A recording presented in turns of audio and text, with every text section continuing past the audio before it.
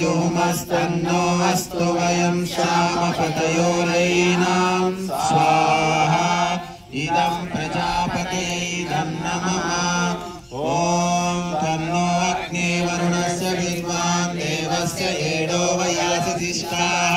यजिष्ठो वैनितमाशो शुचानो विश्वाद्वेषांसि प्रमुग्धस्म स्वाहा इदमग्निवरुणाभ्यामिदं नमः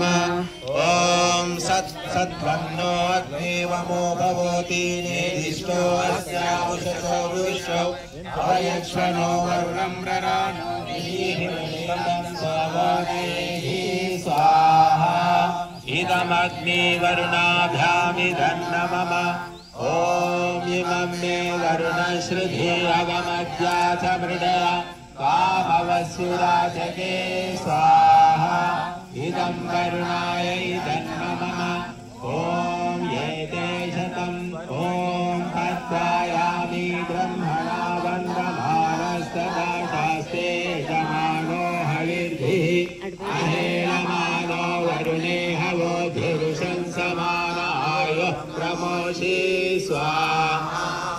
इदं वरुणाय इदं नमः ॐ एते शतं वरुणये सहस्रं यज्ञियाहमाशा वितता महान्तः तेभिर्नो अद्य सवितोत विष्णुर्विश्वे मुञ्चन्तु मरुता सर्गाः वरुणाय सवित्रे विष्णवे विश्वेभ्यो देवेभ्यो मरुद्भ्यः सर्गेभ्यः इदं नमः ॐ मयाश्चाग्नेयस्य नभिषस्ति वाश्च सत्यमित्वमयासि अयानो यज्ञं वहास्य